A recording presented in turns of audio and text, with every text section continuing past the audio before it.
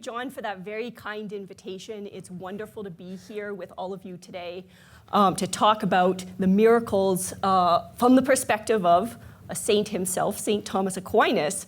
And so my task for this last talk in the Miracles series for Saturdays with the Saints, as John mentioned, is to take a philosophical theological turn. And this reminds me of something that one of my old professors at Catholic U used to say, the great Monsignor Sokolowski. He would say that when you ask a philosophical question, everyone thinks that you've gotten turned around and you're running the ball in the wrong direction. So we have the ball, we have the word miracle, we're running down the field having a nice conversation about Eucharistic miracles, and then someone grabs the ball and says, yes, but what is a miracle? And takes you off in this totally different direction.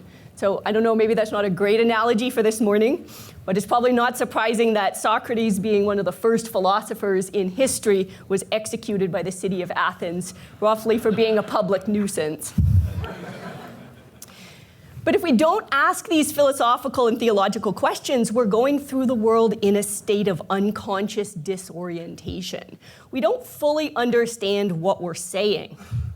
So our task today is to take this philosophical turn with the expert guidance of the great medieval theologian and philosopher, the Dominican friar St. Thomas Aquinas.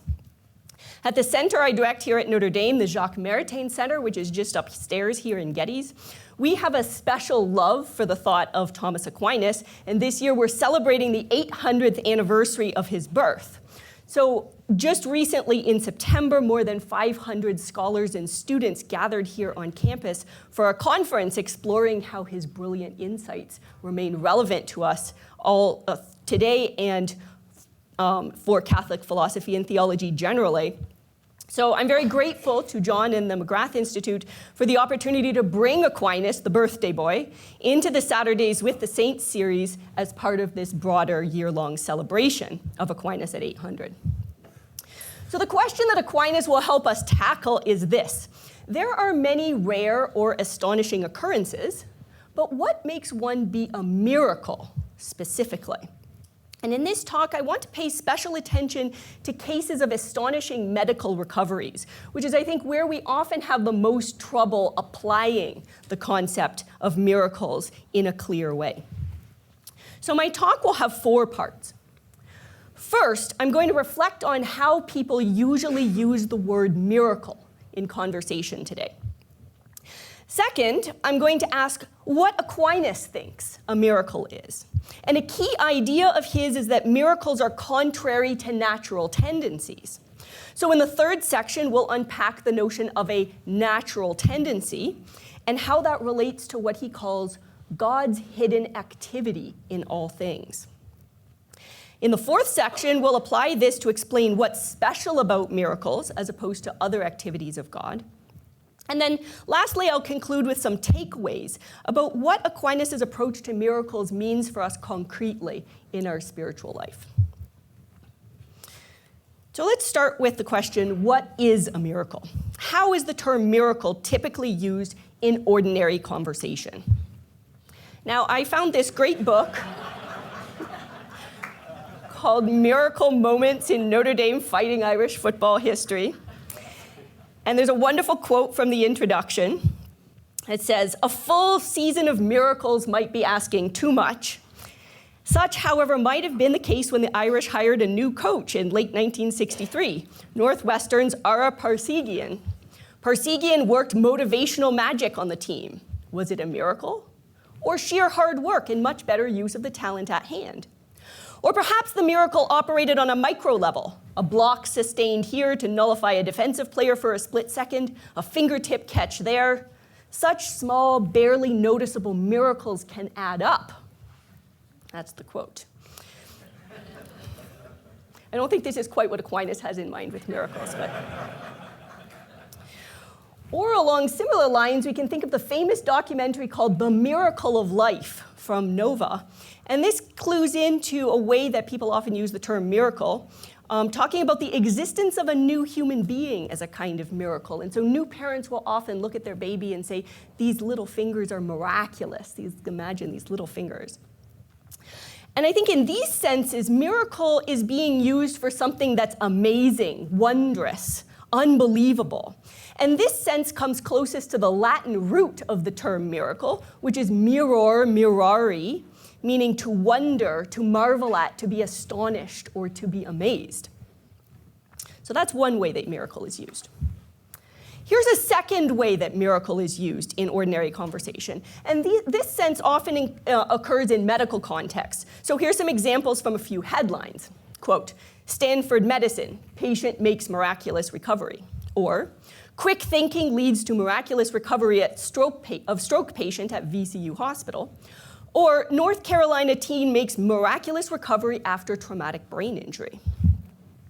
Now, in these stories, the emphasis is on either the fact that the recovery is unexplained, or the fact that the recovery was either highly unlikely or unusually rapid. So in this second sense, the word miracle is being used for something that's unexplained or mystifying. Now, this meaning can leave us a little bit confused, and I think that's illustrated by this quote from one of the articles cited. So the quote is, Dr. Reeve Cantwell believes Shwanda's remarkable recovery is part miracle and part perfect execution of emergency stroke protocol. She was probably as close to death as one can really come, and then came back and made an incredible recovery. Part miracle, part protocol. We say these sorts of things all the time because we want to give God and medicine their due. But what do we mean exactly? Which part did God cause versus which part did the doctors cause? Now, this way of thinking gets under the skin of skeptics who object that miracle is just a label that we slap on anything mysterious. And skeptics will insist that, look, these recoveries are just all medicine in human biology. It's just that we don't fully understand how medicine and human biology work yet, so we think it's miraculous. Now, in response to skeptics, it's tempting to say that, hold on, even if the recovery is completely explained by modern medicine, that still doesn't exclude God's working through the doctors. That's a common formulation. But if we go that route, what should we say about other recoveries? Did doctors do those without God? Surely God is also acting through the doctors when I recover from pneumonia with antibiotics. Real story. But if so, doesn't that pretty much mean every recovery is miraculous? And then what is the sense of talking about miracles if everything is a miracle? So we've got a bit of a problem. Culturally, I think we don't have a really good way of thinking about what miracles are. We appeal to miracles when something's inexplicable, and we make God fill that gap. That triggers the skeptical objection that natural causes are insufficient and we just don't understand them fully. And then we try to rescue miracles by installing God a step behind natural causes to make them be successful. Oops. Extra arrows in there. Okay, section 2, St. Thomas Aquinas on miracles. Can Thomas Aquinas help us develop a better understanding of miracles? I wouldn't be standing here today if I didn't think that he can. So for Aquinas, the first step toward understanding what a miracle is to understand the why. Why does God work miracles? Now, Aquinas gives a very interesting reason. He says, God works miracles to provide arguments for the faith, so that through these deeds which exceed nature, the truth is proved of that which exceeds natural reason. Now, this is maybe a little bit of a surprising formulation. How is a miracle an argument? Here's what I think Aquinas means. We've got to imagine the human mind like a ship that's floating around on the waves of thought. In order to settle on or assent to a belief, it needs to put down an anchor whose weight will keep it in that spot. So one type of anchor might simply be an observation. If I look out the window or I check my weather app, what I see will cause me to assent to the belief. It is sunny outside. Holds me down to the truth of that statement. Now, unfortunately, I made this PowerPoint before I looked at the weather for today, so this is a false belief, but we know that from observation. Now, it's also the case that arguments can anchor my mind to a belief. So for instance, if I want to know if my Italian friend is a citizen of the EU, I can simply reason. Well, he's an Italian citizen. All Italian citizens are citizens of the EU. Therefore, the weight of that argument makes me assent. It's true. He must be a citizen of the EU. And for Aquinas, some truths about God, namely God exists, can be known in exactly this way, being anchored through an argument of natural reason. But now, what about truths about God that can't be known by natural reason? For instance, that God is a Trinity, that Jesus rose from the dead, or that the consecrated bread is the body of Jesus. How do our minds become anchored to affirm the truths of these doctrines of faith? For Aquinas, one way is through miracles. Miracles are weighty enough to settle our minds on the truth of these teachings of the faith. And that is why Christ worked miracles during his earthly life. It's why God confirmed the preaching of the apostles through miracles. And it's why Christ rose from the dead as the ultimate miracle confirming the truth of his claims. All these miracles have the same role with respect to truths of the faith as arguments of natural reason have with respect to truths known through natural reason. They provide the weight that moves our mind to assent. So here we can see a connection to the first sense of miracle that we identified, the one that's connected to wonder or amazement. And that's the one that's central for Aquinas. A miracle is God's strategy for catching our attention and provoking our wonder. Not for the sake of wonder itself, but specifically to move us to believe in his word. And this is important, I think. Miracles are not displays of divine power for curiosity seekers, but they are specifically meant to move us from disbelief to belief, or to strengthen our faith when it gets shaky. So a nice example of this is the miracle of the sun, which Our Lady promised to the children at Fatima specifically as evidence that she was speaking the truth. So now we know that miracles are deeds that God does to provoke our wonder and thereby move us to faith. However, Aquinas cautions us that we often wonder at things that are not miracles. In fact, we wonder under two circumstances. Aquinas loves to list things, number one, number two. So here we've got some. We wonder when, number one, the cause of the occurrence is hidden to us, and number two, when the occurrence goes against our expectations. So he says this, quote, "Someone might wonder at the sight of a fragment of iron lifting up towards a magnet, not knowing that magnets have a natural power to attract iron and expecting iron to fall downwards. Here, the wonder is only subjective. It's deriving from the ignorance of the viewer. A scientist would have expected the iron to go upwards." And here we see a connection with our second popular sense of miracle as something that's unexplained or mystifying. But Aquinas says that's not enough for us to have a miracle. A genuine miracle has to be objectively wondrous. So he says, something is wondrous in and of itself, per se, whose cause is essentially hidden, and when the effect that appears is contrary to the natural disposition of the thing. So here he's giving us two criteria. Miracles are deeds that are done by an essentially hidden cause and that are contrary to natural tendencies. Now regarding the first condition, Aquinas explains the only cause that is essentially hidden is God alone. And that's because any creaturely action is, in principle at least, something human beings can understand, even if our current scientific understanding falls short. But our created minds are incapable of fathoming divine power. So anything that God does has to be objectively wondrous. But now what about the second criterion that states that a miracle must counter a thing's natural tendencies?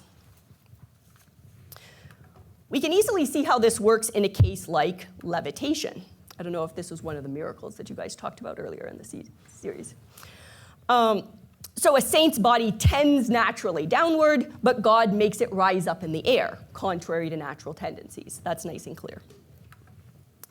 But how would a healing be contrary to the body's natural tendencies? Surely the body has a tendency towards being well or healthy. Why shouldn't God work a miracle through the body's natural tendencies? And as an extra complication, Aquinas himself insists that God is always working most hiddenly in all things.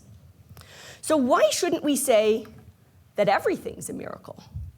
Why insist that miracles have to be contrary to natural tendencies? Now, this problem, I think, is at the heart of Aquinas' understanding of miracles. So let's take a closer look at how he thinks God works most hiddenly through natural tendencies, because I think this is, in fact, one of the most beautiful aspects of his philosophy. So this is section 3. Okay, let's start with the idea of a natural tendency. Make sure we're all on the same page about that.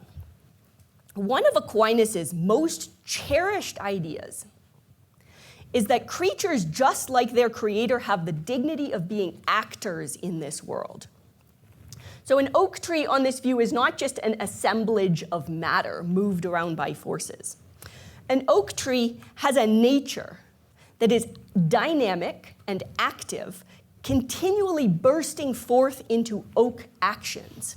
It absorbs nutrients. It unfurls its leaves. It turns towards the light. It stretches out its limbs in the direction of a mature oak shape, and it brings forth acorns. These actions are something the oak tree does for itself. Like a spring under tension, the oak tree is full of energy, impelling it into its characteristic actions. That's what it means to have a nature. That's what God gives to creatures.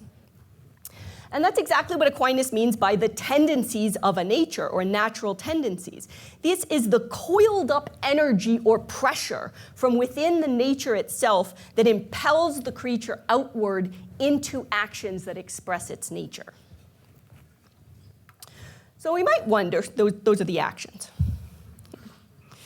So we might wonder, if creatures can act out of their natures, then what's left for God to do?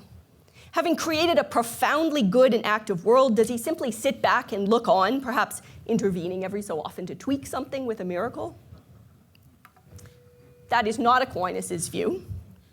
Rather, Aquinas insists the more active creatures are, the more active God is in creatures.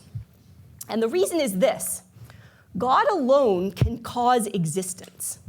The oak tree does not have existence in and of itself. Otherwise, it would always exist, as God does. Oak trees are not responsible either for their beginning to exist or even for their continuing to exist. Existence is something that has to be continually poured into them to keep them going, because they have no inner resources to cause it themselves. So think of it this way: being, or existing, is like an electrical current that runs through the whole of creation. Creatures don't make their own electricity. They need a continuous supply. And that's exactly what God does. If he stopped bestowing existence for even 1 second, the universe would revert to nothingness. And he's doing it to each of us right now. The room we're in, the chairs we're sitting in, the air we breathe, each one of us, the functioning of our internal organs, all of that is being continuously sustained with existence by God. Now, this idea might already be familiar from Catholic theology, but Aquinas takes it a step farther, because he also wants to say that whenever any creature is doing anything, God is also giving existence to the action of the creature and to any effects that it produces. So in other words, God is not just giving existence to the tree and its roots and the nutrients at every moment, but he's giving existence also to the tree's action of absorbing the nutrients, to its action of growing. And when a tree performs the action of producing an acorn, God has to be acting along with it to give the acorn existence. So every time a creature is reproducing, God is acting in and through it to give existence to the baby creature. This is what philosophers typically call God's concurrence with creaturely actions. Moment by moment, creature and creator are collaborating. God is constantly breathing the life of existence into each of his creatures' actions and making it fruitful. I hope you like my visual effect here. So an important detail here. For Aquinas, it's not like we should think that God is performing his own act of causing existence and then the tree is performing its own act of producing chlorophyll in a leaf. Rather, Aquinas holds the two together, God and creature, are performing one single act, and that is the single act of producing chlorophyll. And when we realize that, that's the moment at which we can understand why Aquinas says that God is acting most hiddenly in all things. When a tree produces chlorophyll in a leaf, we can't detect the divine action, not because there's two different actions, one the tree's action that we see and then one that's God action that we don't see. Rather, there's just one action. And so in our ignorance, we conclude that the tree by itself fully explains the action we observe. We're like fish who cannot grasp the water that we're swimming in. We can't see that the tree's action is at the same time God's action. So that means that God's activity in the world is utterly pervasive, but also utterly undetectable. So let's apply this then to medical recoveries, to make some progress on this problem that we have. The human body naturally tends towards health. It performs a range of actions through different organs to restore its own equilibrium and well-function. It is an agent of health. We also have the medical arts, which for Aquinas, he has a very interesting theory of what medicine is. He says medicine is a way of supporting the body's natural tendencies towards restored well-functioning, either by removing impediments through surgery, or by medications that suppress ill-functioning parts, or by medications that stimulate the body's self-healing activities. But now we can see a new and important insight. All of these actions, the body's striving to heal itself and the medical profession's actions in support, are just as much actions of God, who gives existence to these actions and their effects. So in every medical recovery, God is acting most hiddenly, whether that is a harrowing 6-month battle with Ebola or a 3-day case of the sniffles. Now we're at our fourth section, miracles versus natural tendencies. Armed with these ideas, let's return to Aquinas' second criterion for miracles, namely that they are contrary to natural tendencies. Now, we just learned that everything a creature does is in collaboration with divine action, but that this divine action is most hidden. In contrast, a miracle is never hidden. It is the opposite of hidden. It's a manifestation of divine power for the sake of faith, and so the occurrence must be able to make us recognize its objective wondrousness. Thus, since God's action in natural causes is undetectable, a miracle needs to break out from the patterns of the activities of nature. That's precisely how it draws our attention and shows us that God alone is acting from the immensity of his divine power without the cooperation of natural causes. Aquinas, with his love of classification again, identifies 3 ways in which a miracle can be contrary to natural tendencies, and he groups examples from Scripture, I think very helpfully. So first he says there's some miracles that work in the opposite direction of a natural tendency. He says contra naturam, that's the formulation. So here's an example. The 3 boys in the fiery furnace are not burned, even though fire tends naturally to burn. Another example is the waters of the Jordan, the Red Sea, that hold up their own weight to open a path for the Israelites, even though heavy things tend to fall downwards. A third example he gives is the conception of Jesus by the Virgin Mary, even though human reproduction naturally perpetuates the species through the action of the male, as Aquinas thought in those days, given how they understood the biology of reproduction. A second class of miracles are ones that operate in a domain where natural tendencies simply cannot reach and never operate, causing effects that no creature could cause. So these are the ones that Aquinas calls supranaturam, above nature. For instance, he says there's no natural power that can make a body incorruptible. But this is something that God will do to our resurrected bodies. And again, there's no natural power for joining a human nature to a divine person.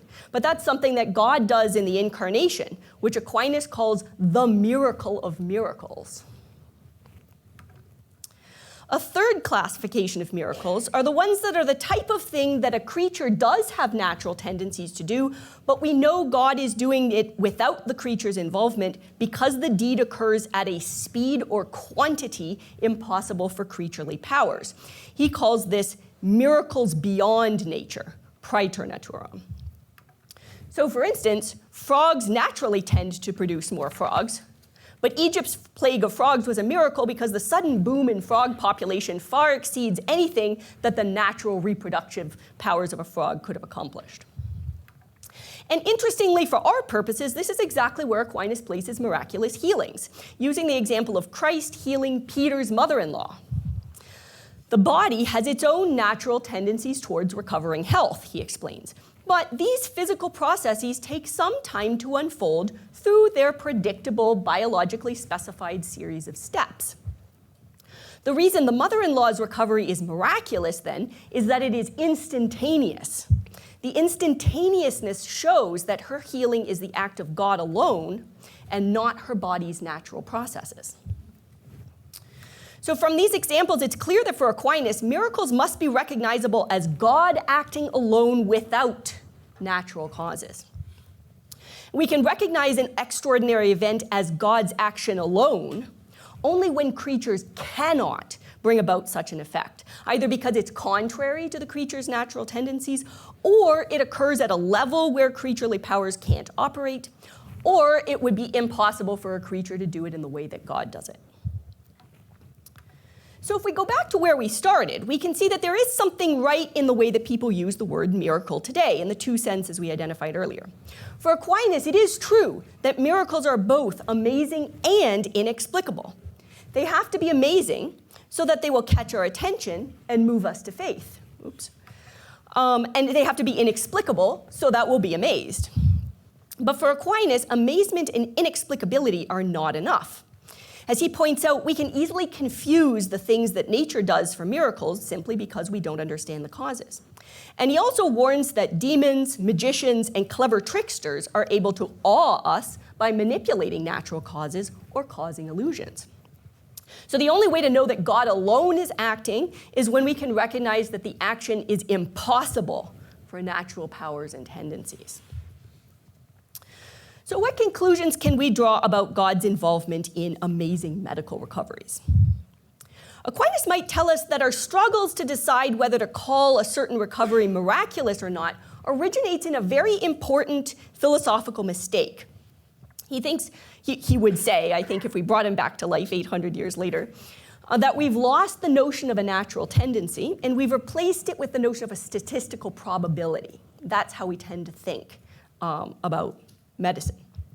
So medical research will tell us, if you look this up, that Ebola has a 80% case fatality rate, but that early supportive care, like rehydration or blood transfusion, as well as treating secondary infections, can significantly improve outcomes. These are all about probabilities. So in that framework, what do we say about the patient who does get treatment and survives? Certainly, she has beaten terrifying odds. But she did get treatments that are known to increase the probability of survival. A miracle or just luck? Instead, Aquinas should say we should be asking a different question, which is whether the recovery is consistent with the tendencies and activities of natural powers. If the answer is yes, it is consistent, then the divine activity is hidden in the natural action. And without a manifestation of divine power, there isn't a miracle. Now, recovery from Ebola is evidently something the human body can achieve through its natural powers with certain treatments. No matter how statistically unlikely such a recovery is, it is still the result of natural powers acting. Those, of course, are also God's actions, but in the standard hidden way, not as a special divine intervention. But if the recovery is not consistent with the tendencies and activities of natural powers, then the activity is God's alone, on display for our amazement and salvation. Consequently, a properly miraculous cure, on Aquinas' view, must exceed natural powers, as in the healing of the man born blind here, the repair of an irreparably damaged eye, or an impossibly rapid complete healing, as occurs sometimes at Lourdes. Some takeaways. I think Aquinas' teaching on miracles leaves us in an interesting, yet perhaps spiritually challenging spot. On the picture Aquinas draws, miracles are not everywhere. Miracles are unmistakable, striking, clear deeds of God alone, capable even of causing conversions. When God intervenes with a miracle, it is always for our salvation, to restore what sin destroys through the miracles of the incarnation and resurrection, or to move us to faith. In fact, miracles are essentially the expressions of God's persistent desire to draw us into a life beyond the natural world, the life of grace. So on this view, God is not constantly adjusting the course of history with small, unnoticed interventions. God is perfectly capable of bringing about his ultimate plan for creation simply by acting through creatures exercising their natural powers. That is how powerful he is. So we can trust that whatever happens, whether joyfully or tragic, is consistent with God's provident action. But Aquinas gives us no fuel for the idea that the lucky coincidences or statistical improbabilities that we sometimes describe as small miracles are actually divine interventions in the course of nature at all. Now, initially, this is not a comforting thought. Perhaps the idea of frequent small miracles feels like a reassuring sign of God's attentive care, showing us that God does not abandon us to natural forces or human decisions, but cares enough about us to intervene repeatedly in the plotline. There's a worse problem here, which is that Aquinas' insistence on God's universal hidden activity sharpens the problem of evil. So yes, sometimes the natural actions in which God operates enable a friend to survive a car crash or recover from a dangerous illness. But the opposite can just as well be true. God equally operates in the natural actions that fail to restore health, the unsuccessful last-ditch treatments after which the patient dies anyway. God even gives existence to creaturely actions that are deformed by moral evils, acts of will that are twisted into hatred of God or neighbor, or horrific acts of cruelty visited on each other. Why does God cooperate with such evils at all? This is a very deep problem which I cannot address here, and to which I think ultimately only the mystery of the cross provides us with an answer. Not an answer in words, but an answer we can look at. But let me focus instead on what I think are despite these objections, what are two very important spiritual advantages of Aquinas' views on miracles versus God's hidden action. So first of all, I think Aquinas' view protects us against the skepticism that constantly threatens someone with a less rigorous view of miracles. So if we take statistical improbabilities and coincidences as miracles, a skeptic can too easily come along and destroy the magic by showing how natural causes actually do explain the event. And since miracles are supposed to be motivators for faith, this kind of debunking can feel devastating. The believer may feel forced into a dilemma, either abandon the idea of miracles or double down on the miraculous nature of the event from raw feeling alone. And I might say something like, I just choose to believe this is a miracle. And repeatedly being forced into these kinds of dilemmas trains us to view faith as a purely emotional and anti-rational frame of mind, splitting faith apart from the reasoned study of the natural world. Now, nothing could be farther from Aquinas' mind. For him, what faith teaches is never in competition with reason. Aquinas shows us instead that asserting God's activity is not incompatible with explanations through natural causes. Rather, reason itself teaches us that the very fact that natural causes exist and are effective at all relies on the hidden activity of God in and through all things.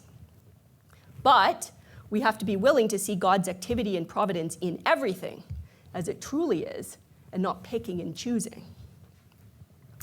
And that takes us to the second advantage of Aquinas' view. And it's this. The high bar that Aquinas sets for miracles frees us to become fully aware of the pervasiveness of God's presence in our midst. Whether we know it or not, we thirst for God and for his presence with a consuming intensity. And we can divert that energy into sifting through tea leaves, looking for something to call a divine intervention. But that will never really quench our thirst. Our need is to be completely immersed in God, breathing him in incessantly, not just have him dropping by occasionally to lend a hand. By reserving miracles for dramatic, unmistakable signs of God acting alone without nature, Aquinas encourages us to drink deeply of God's presence, not just in the events we choose to interpret as signs of his care, but as concurrently active and caring for us in every single thing around us. When we think this way, the sheer breadth of God's presence in our lives is mind-boggling. We don't have to wait for a miracle to see it. The very predictability of the fruit ripening on the tree, the water flowing downward out of the tap into the basin, the particles of dampness crystallizing into snow, the wheels of the car rolling forward, each is its own gift, the fruit of God's concurrent action as he breathes existence into the action of each creature striving to uphold its nature, upholding the fragile and rootless web of creation with a constant influx of being. Here, Aquinas opens up an important possibility for us. Is the possibility, sorry, never mind.